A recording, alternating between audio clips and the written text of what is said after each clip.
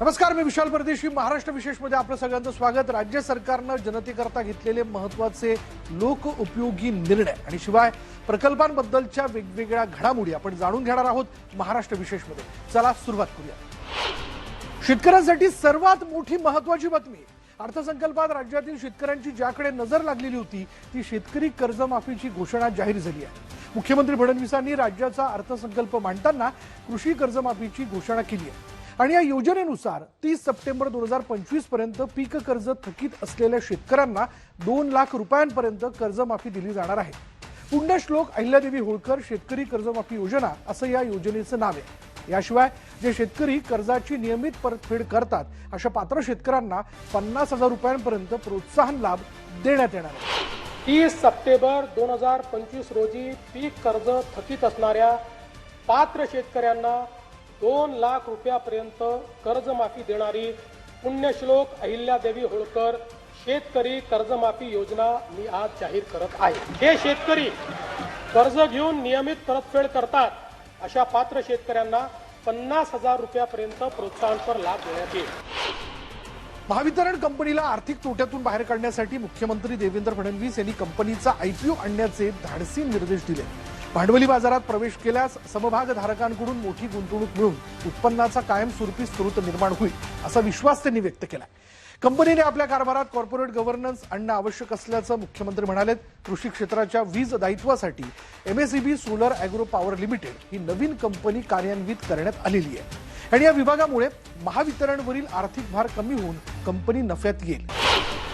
मुख्यमंत्री देवेंद्र फडणवीस यांनी राज्यपालांच्या अभिभाषणावर उत्तर देताना महाराष्ट्राला $1 ट्रिलियन अर्थव्यवस्था बनवण्याचा संकल्प व्यक्त केला.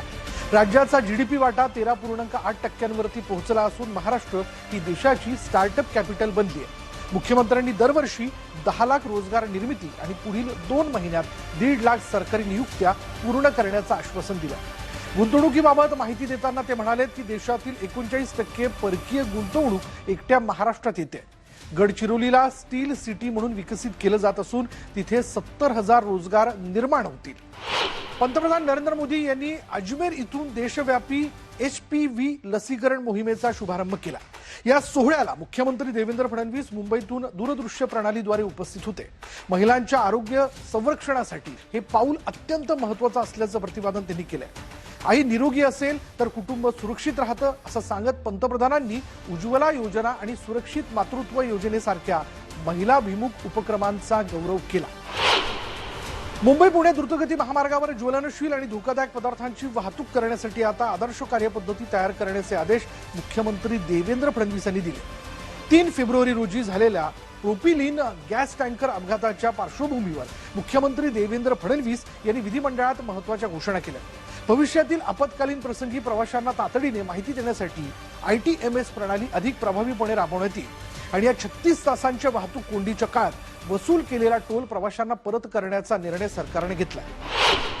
मराठी भाषा गौरव दिनाच्या निमित्ताने विधान भवनाच्या मध्यवर्ती सभागृहात जावे विनोदाच्या गावा हा विशेष सांस्कृतिक कार्यक्रम उत्साहात पार पडला. यावेळी मुख्यमंत्री देवेंद्र फडणवीस यांनी मराठीला केवळ संवादाचीच नव्हे तर प्रगत ज्ञानभाषा आणि रोजगाराची भाषा बनवण्याचा निर्धार व्यक्त केला.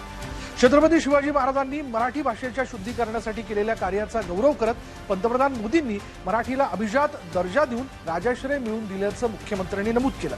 उपमुख्यमंत्री एकनाथ शिंदे यांनी संकटात विनोद शोधणाराच खरा मराठी माणूस अशा शब्दात कौतुक केलं. तर उपमुख्यमंत्री सुनेत्र पवार यांनी डिजिटल माध्यमात मराठीचा वापर वाढवण्याचं आवाहन केलं.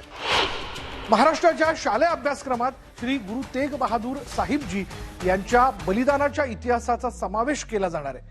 शीख धर्माचे 9वे गुरु श्री गुरु तेग बहादूर साहिबजी यांच्या 350व्या शहीदी समागम कार्यक्रमात मुख्यमंत्री देवेंद्र फडणवीस यांनी ही महत्त्वाची घोषणा केली आहे.